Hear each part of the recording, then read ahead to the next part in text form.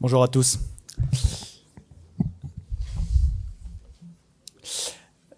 Il y a maintenant quelques mois, en discutant avec Michel, est venue l'histoire de la responsabilité de notre filière en matière d'ouvrage de gestion, alors qu'ici on a décidé d'appeler naturel des eaux pluviales. Ce matin, les deux interventions présentes ont été très claires sur le cadre technique qui fonctionne, qui s'applique à nous.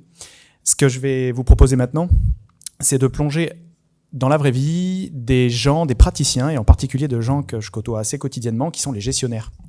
Les gens qui récupèrent les ouvrages et ont pour mission de les gérer au long cours, sur souvent des décennies dans l'esprit. Et c'est ces gens-là qui, de mon point de vue, doivent lutter aujourd'hui contre une idée reçue. C'est que l'infiltration de l'eau serait qu'une affaire de bon sens. Alors, Madame la directrice du Grès ce matin l'a dit assez clairement, c'est un peu plus compliqué que ça. Et là, je vais m'attacher à vous proposer des éléments de réflexion pour vous montrer que c'est effectivement un peu plus compliqué que ça. Il y a 2 ans, j'avais le plaisir d'intervenir pour essayer de tenter de proposer une définition de l'infrastructure verte et à l'intérieur de ça, de démontrer 2 choses. Que, si on donne des responsabilités techniques, et cette phrase-là vient de Jean-Marc Bouillon, des responsabilités techniques à des espaces qui n'étaient pas conçus pour les porter, alors il faut changer nos métiers. Et alors il faut changer les outils de mesure et d'accompagnement de cette infrastructure verte qui est déjà là, mais à laquelle on veut affecter des responsabilités nouvelles. On est exactement dans la ligne de ces discussions qui ont maintenant plusieurs années. Je vous propose une plongée. Mon job, c'est d'être chef d'entreprise d'une équipe d'une trentaine de personnes et on accompagne, donc on applique l'agronomie au milieu urbain à travers parfois des capteurs et des études, et ça un peu partout en France, en Suisse et en Belgique. La chance que ça nous donne, c'est d'être les témoins privilégiés de la pratique, que je vais qualifier de moyenne, et ce n'est pas péjoratif, la moyenne des pratiques. Donc je vous embarque là pour découvrir 3 personnages ici, que bien sûr j'ai pris soin d'anonymiser.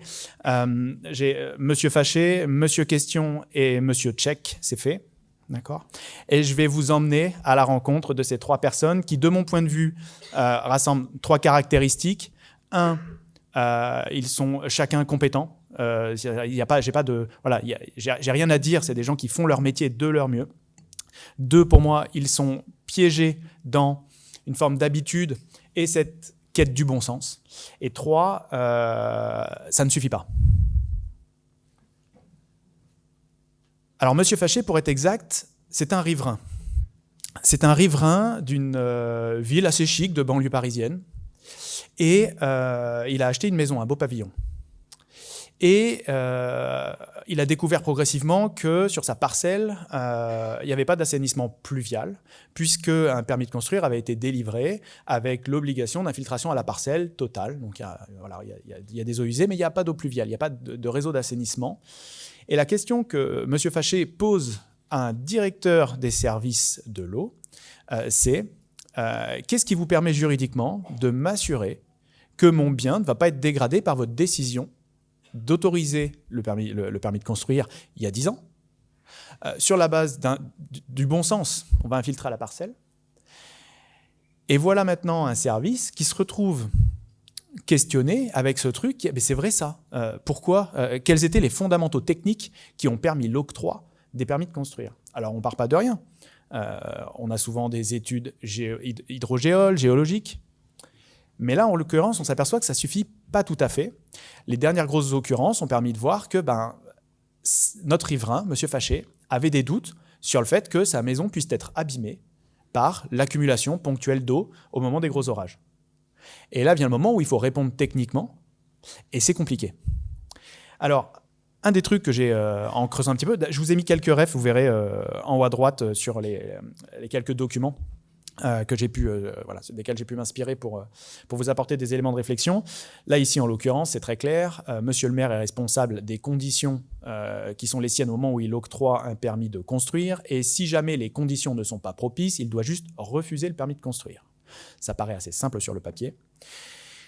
Et l'autre surprise qui m'a rappelé notre discussion avec Michel sur la responsabilité de notre filière, c'est quand j'ai commencé à regarder un petit peu quels étaient les enjeux de cette discussion-là. Et assez vite, dans la publication que je vous ai mis là, je m'aperçois qu'on ne joue pas du tout en fait. On n'est pas du tout sur une question de est-ce que mon végétal... Enfin, moi, je suis habitué, paysagiste de métier, je suis habitué à des enjeux de réussite, de projets de végétalisation. Là, c'est un autre enjeu. Là, on a enfin, c'est un sujet d'avocat, c'est un sujet d'ordre de grandeur. Là, je suis tombé sur ça m'a piqué les yeux, à 2,5 millions de préjudice sur, à chaque fois, des enjeux d'assainissement. Et l'autre grande surprise, c'est que ce n'est pas 3 affaires dans un coin. C'est que c'est relativement commun, les jurisprudences s'accumulent progressivement, et ça devient une complication, un enjeu fort aujourd'hui pour un directeur de service que de gérer ces enjeux-là pour, je le rappelle, des décisions qui ont été prises il y a 10 ans.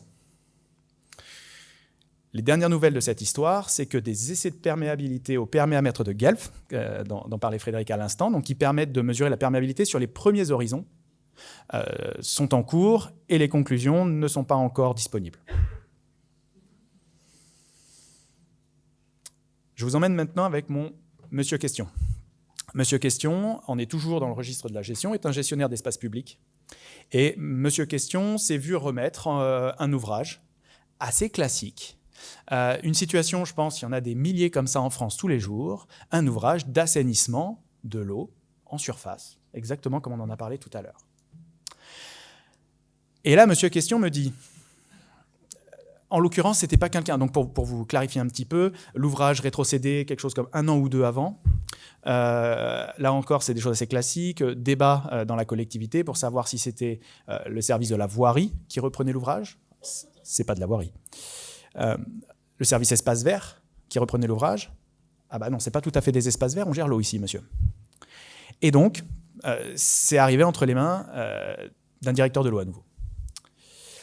Et donc, on visite l'ouvrage, et là, il me dit, je suis bien embêté pour plusieurs raisons. Déjà, parce que ce qui pousse, ce n'est pas mon métier jusqu'à aujourd'hui, confère là encore la discussion de la première intervention.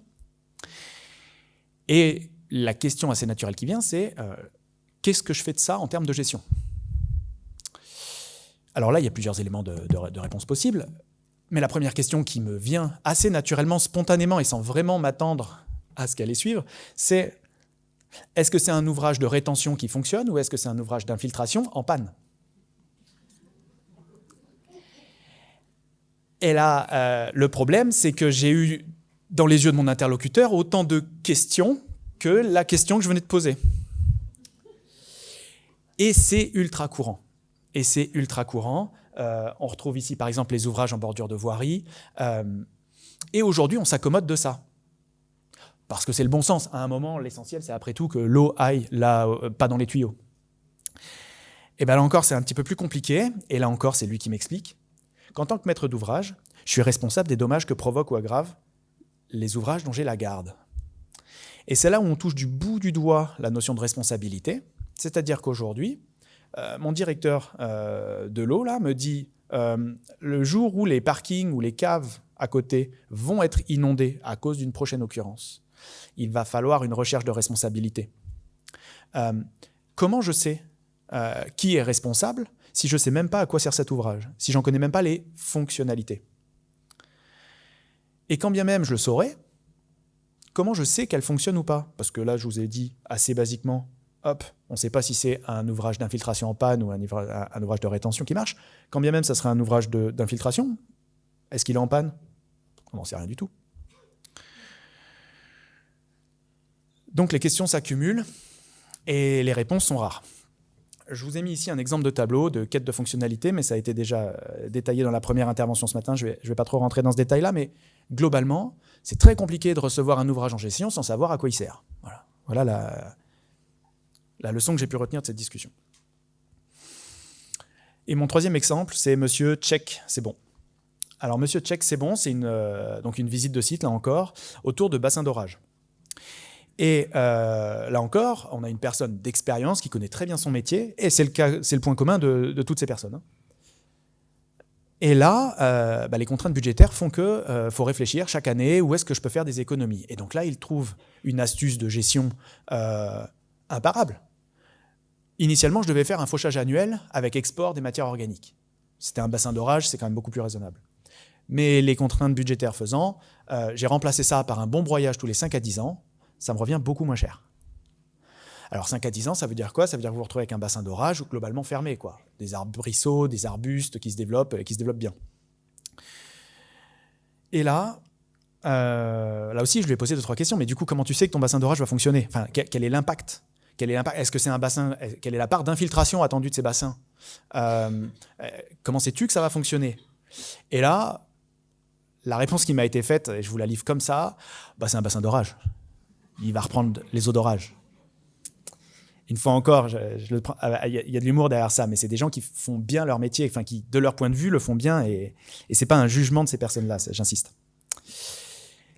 Et donc là me vient à ce moment-là un espèce de malaise. Alors j'ai pas trop osé rentrer dans le détail, mais il me vient un espèce de malaise. Est-ce qu'il est conscient du risque probable, possible? Est-ce qu'il est conscient du risque? Et là m'est venu un truc. Alors ceux qui me connaissent, ils savent que j'aime bien aller piocher dans d'autres disciplines, des concepts, et voir comment on peut essayer de jouer avec, un peu comme de la pâte à modeler. Là, je vous emmène sur ma moto. Quand j'ai passé mon permis moto, on m'a appris ce que c'était que l'homéostasie du risque. Qu'est-ce qu'il nous raconte ici? L'homéostasie du risque, ça expliquait dans les années 70 un truc qui retourne la tête, qui est que l'essentiel des accidents graves en 2 roues se produisent 2 jours, par temps sec, sans bouchons, enfin sans difficulté particulière. Ce que ça dit, je vous le redis avec mes mots, c'est que les précautions que vous prenez sont proportionnelles à votre perception du risque. Et donc mécaniquement, quand votre perception du risque diminue parce que vous pensez qu'il y a de la sécurité, vos précautions diminuent parce que vous pensez qu'il y a de la sécurité, et c'est précisément à ce moment-là que le danger grimpe en flèche. Et c'est ce phénomène-là, qui a été étudié par des psychologues dans les années 70, qui explique ce phénomène complètement contre-intuitif, qui est que l'essentiel des accidents de moto proviennent dans des situations qui ne sont pas accidentogènes. Et donc j'aime beaucoup ce concept appliqué à notre histoire de gestion des eaux. Est-ce que le plus gros risque à un moment, et notre fameux bon sens dont je parlais en introduction, n'est pas simplement l'expression du fait qu'on ne perçoit pas le risque? Il suffit de mettre l'eau. Et on s'aperçoit du coup que ça reboucle avec les enjeux juridiques que je vous décrivais. Voilà. Ne sommes-nous pas juste au début d'une période où pendant quelques années ou décennies, on a un peu joué aux apprentis sorciers en termes d'infiltration? Et là, on est au jour où il va falloir regarder, quand il y a des incidents, des débuts d'inondation, les responsabilités. Et là, ça, on renvoie encore aux responsabilités du concepteur, de l'entreprise de travaux et de globalement toute la chaîne d'acteurs autour de la conception et de la réalisation et de la gestion de ces ouvrages. Pour en revenir à mon bassin d'orage, assez vite, je me suis aperçu aussi d'une confusion que je voulais partager avec vous maintenant. Quand on parle de la perméabilité, on en parle comme si c'était quelque chose un peu comme un abac de tuyau, pérenne et constant sur un ouvrage. Ici, quelques photos pour vous illustrer que si vous faites un essai de perméabilité en fond de fosse, sur le fond de forme, à -5 dans la matière organique, sèche par exemple, à -5 dans cette même matière organique qui a connu 3 semaines de pluie intense, et dans une litière, par exemple forestière, dans les tout premiers centimètres, là encore après quelques épisodes pluvieux, vous obtiendrez des perméabilités. Et c'est là où, en discutant avec mon associé Thomas de la présentation que j'allais vous montrer aujourd'hui, il me dit surtout, rappelle-leur que la perméabilité d'un ouvrage, alors pardon, il y a une petite coquille, c'est la perméabilité du moins perméable des horizons, des couches. Et que cette couche la moins perméable, elle va bouger dans le temps. Et quand on laisse, par exemple, des arbrisseaux, des arbustes se développer, la litière se dépose, on accumule de la matière organique en surface, et c'est un changement fondamental de la performance de votre ouvrage d'infiltration, par exemple.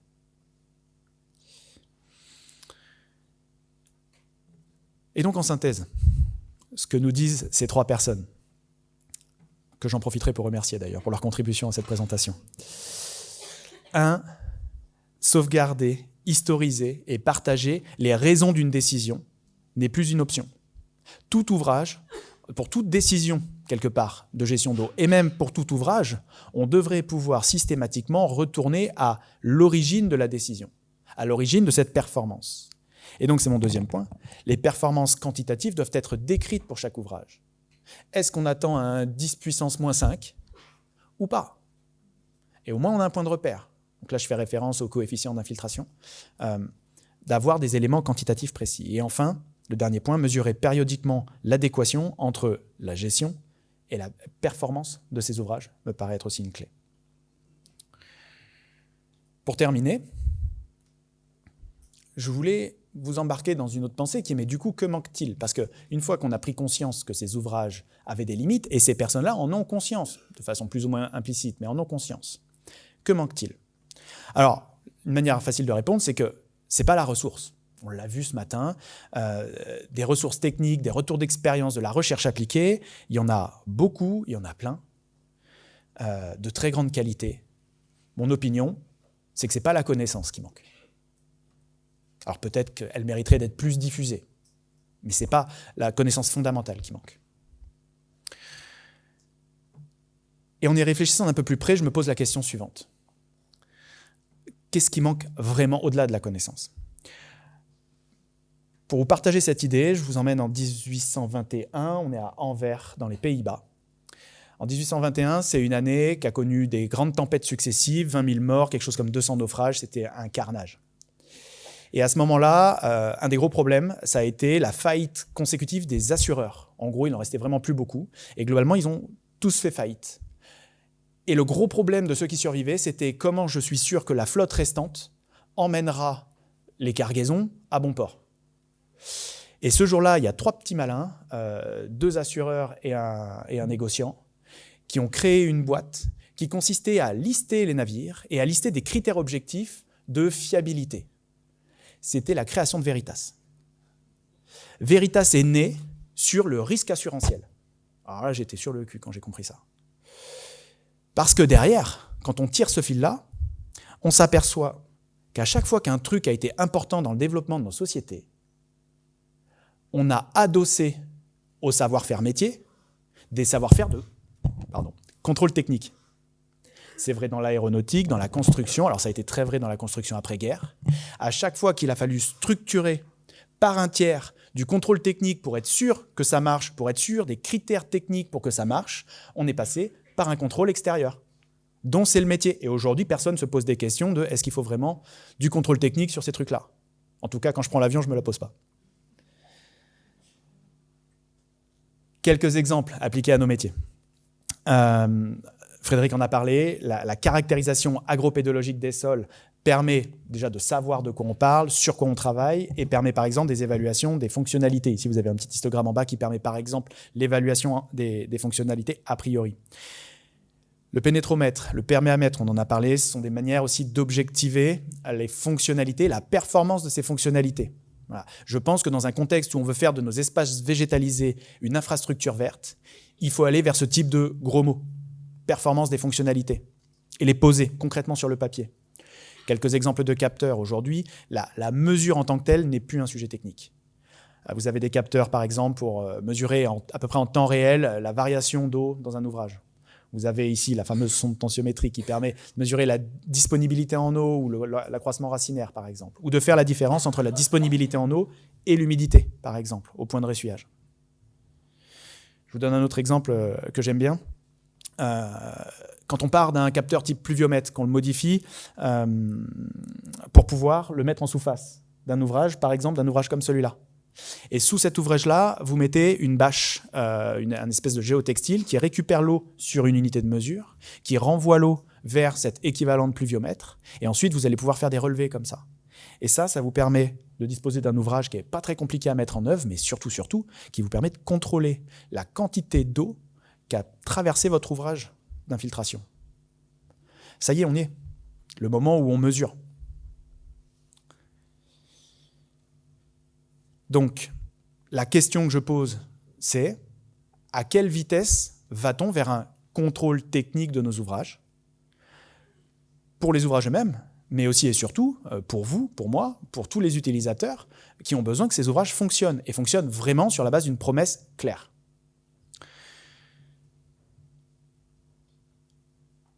Archiver le pourquoi. Qu'est-ce qui fait qu'on en est là avec cet ouvrage aujourd'hui et pouvoir le retrouver sans faire d'archéologie. Clarifier les performances Est-ce que c'est un ouvrage d'infiltration en panne ou est-ce que c'est un ouvrage de rétention?